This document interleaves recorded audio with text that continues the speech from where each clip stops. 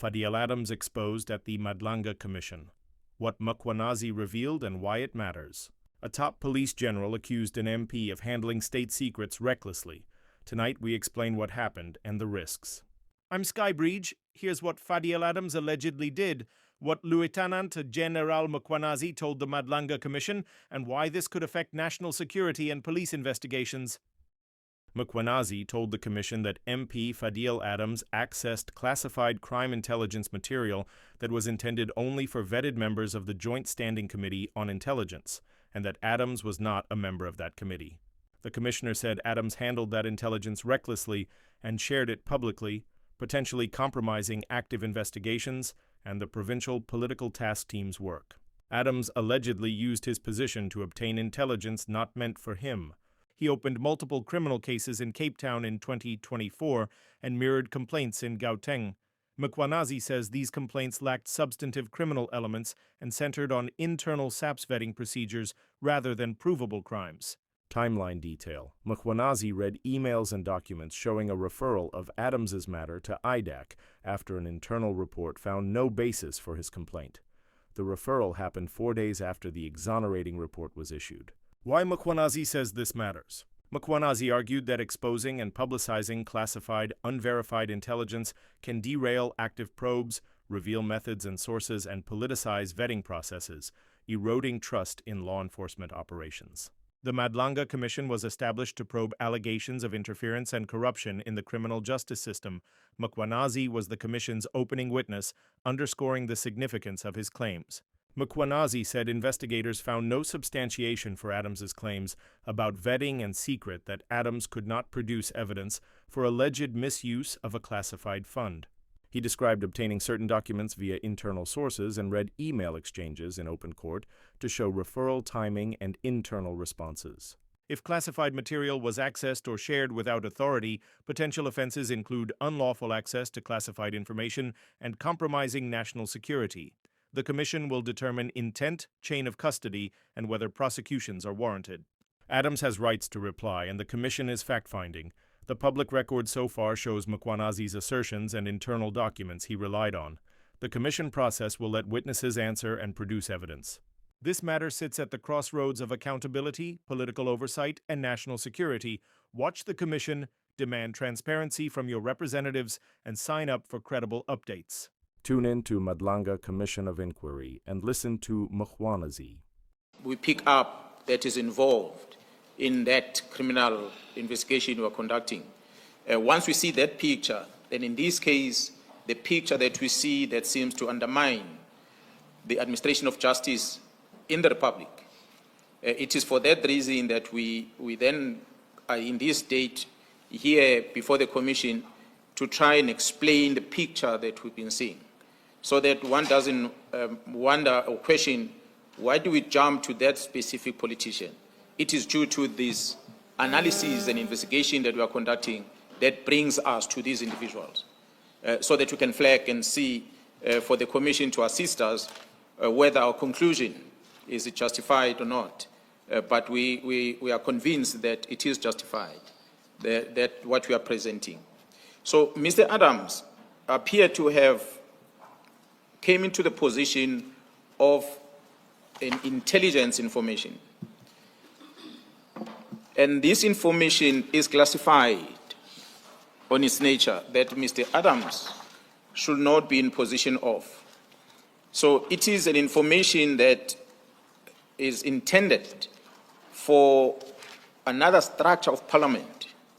If it comes to his position and as a lawmaker, as a person who is serving in Parliament, he ought to know that when I'm in possession of information from crime intelligence that is classified, it must be handed over to the Joint Standing Committee of Intelligence so that it can be interrogated, regardless of the status of that information.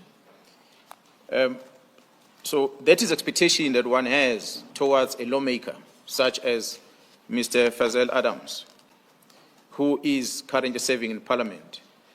Because this classified information we are referring to here, it's involving personal information of individuals that is deposited at crime intelligence or extracted by crime intelligence when the crime intelligence is conducting the vetting process for security clearance for individuals.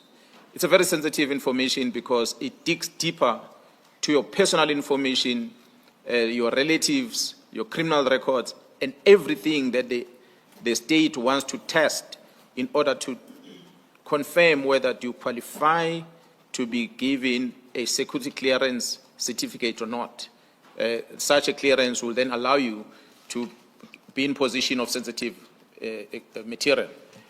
The same applies to the members of the Joint Standing Committee in Parliament.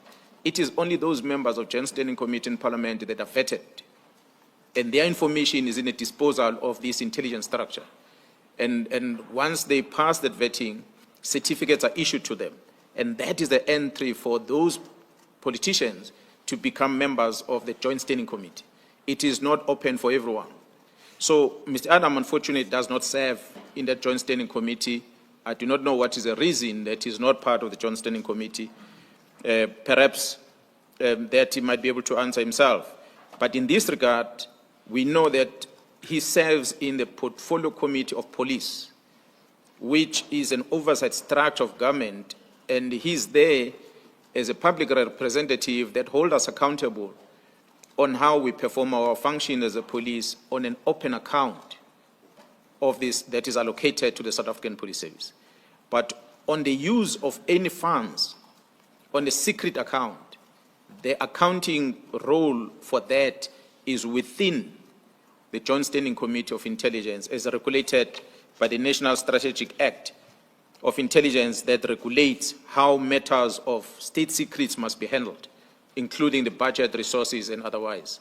So Mr. Adam is not part of it, but recklessly he handles intelligence information not only within Parliament, but he takes it out to the public.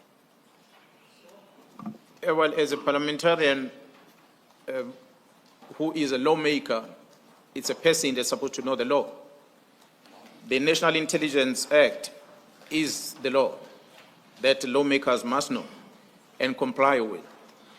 It would be expected that he knows that this information is an information that's supposed to be deposited to a different structure or an oversight body of Parliament, and so that it can be handled with sensitivity that it deserves. But unfortunately, he did not do that.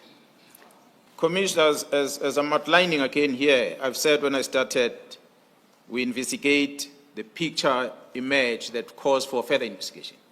So this commission is here to help us answer the question of how involved are the politicians and other private people, including police officers, how are they involved in interrupting the work of the security cluster in administering this criminal justice system. This is but one that you're going to see at the end, how Mr. Adams' action is impacting to the work that the team is doing. And again, posed to say this with respect, I had indicated that when we're discussing in length, we're talking about the political killings task team. We mentioned that Khumalo is the project manager there. Khumalo, who's a divisional commissioner of crime intelligence. We presented that Khumalo at crime intelligence becomes aware about what's happening in Gauteng province, and he registers a case internal within crime intelligence that is running as a project inside crime intelligence that is in charge of. It is that case that links to these high profile, the Mulifes, the Matlalas that get arrested. As you're going to see the picture late, it is an operation within crime intelligence, the GCI ops, not the PKTT. These actions that follows from there onward, how they're going to link to the work of that GCI ops. That's a picture we're going to show you towards the end, commissioners. So, but what we know here is that we're tracing steps back as when an incident happens.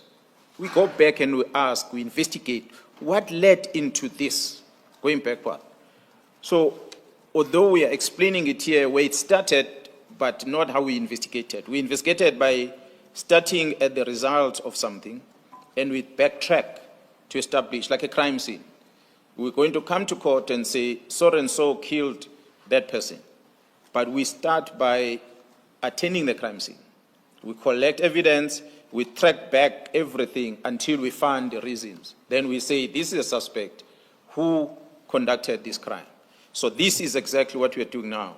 We are telling you who did what, which eventually will result into the interruption of the criminal justice system, which this commission is assisting us to investigate. So, Mr. Adams, on the 29th of October in 2024, he went to Cape Town police station and he opened 3 cases.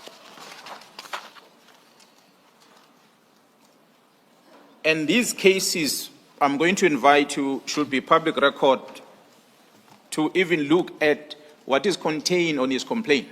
It does not even warrant the registration of a case. There's no elements of crime on his complaint. But nonetheless, he opened the complaint. And the complaint is really about the vetting procedures within crime intelligence, a space that he ought not to play in. So he takes this sensitive information and he goes to the police station, and he goes and opens a case at the police station, which therefore means he has access to the records within crime intelligence of the secret information that he should not be in possession of. But he takes that information, he goes to a police station, he opens the case about that.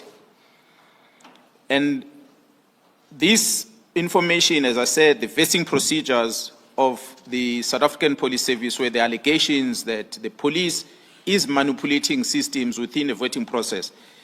This is a person that, as I said, Commissioner, is not within the Joint Standing Committee of Intelligence in Parliament. He's in an open committee. But he opens a criminal case about the matters of crime intelligence.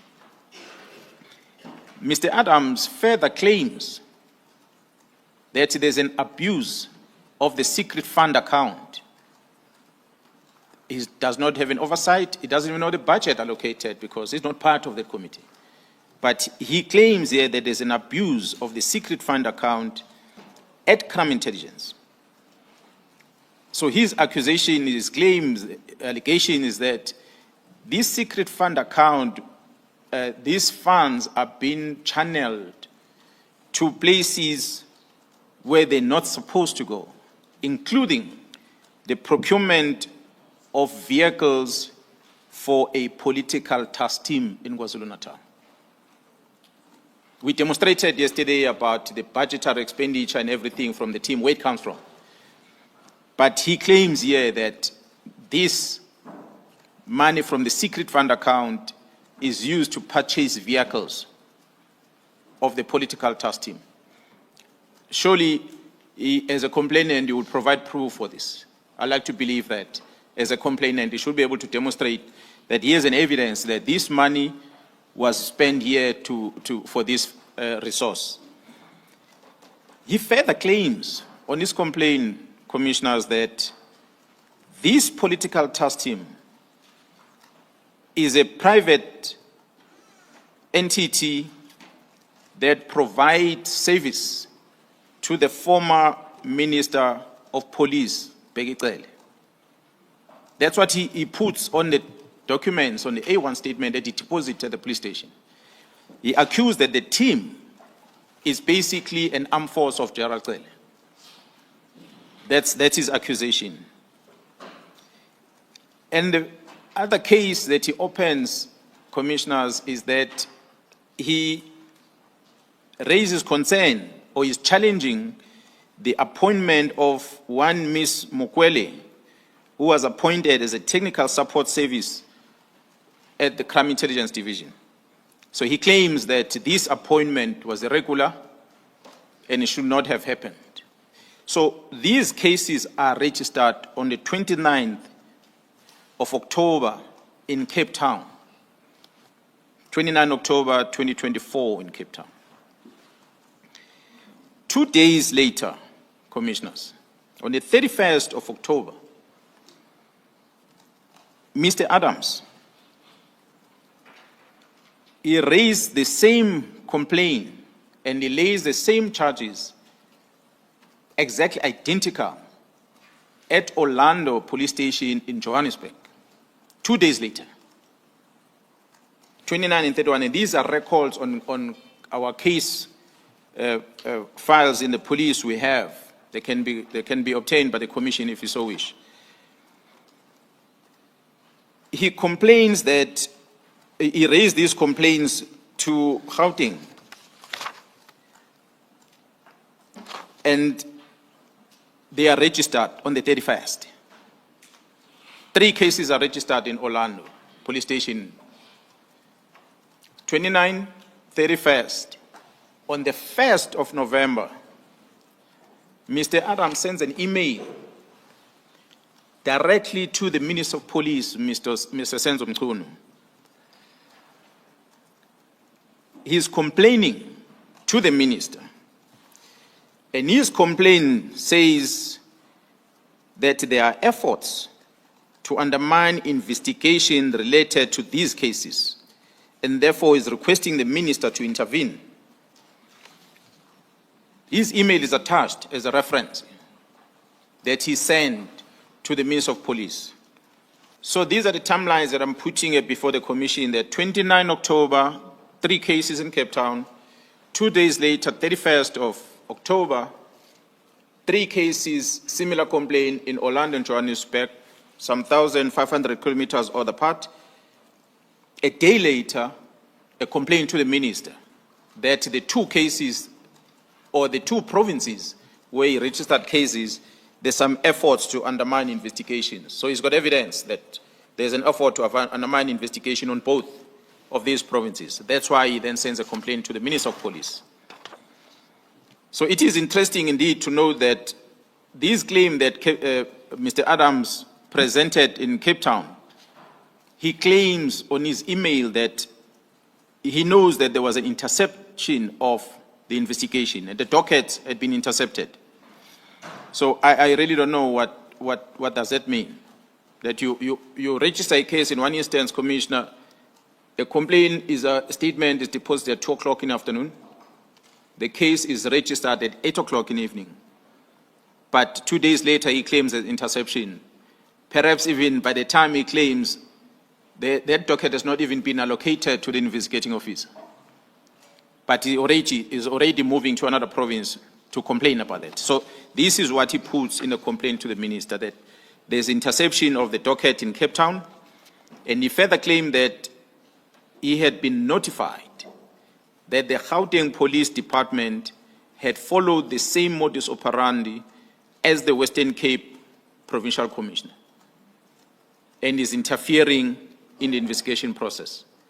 So this is one man, a member of parliament, that is convinced that within the period he's opened the case, there's an interference already.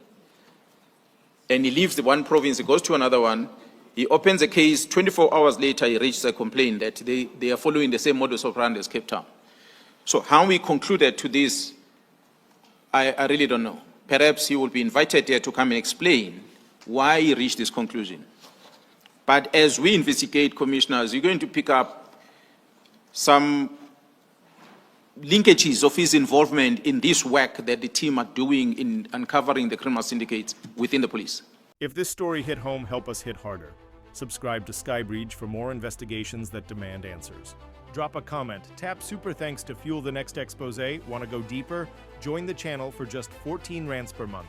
Cancel anytime.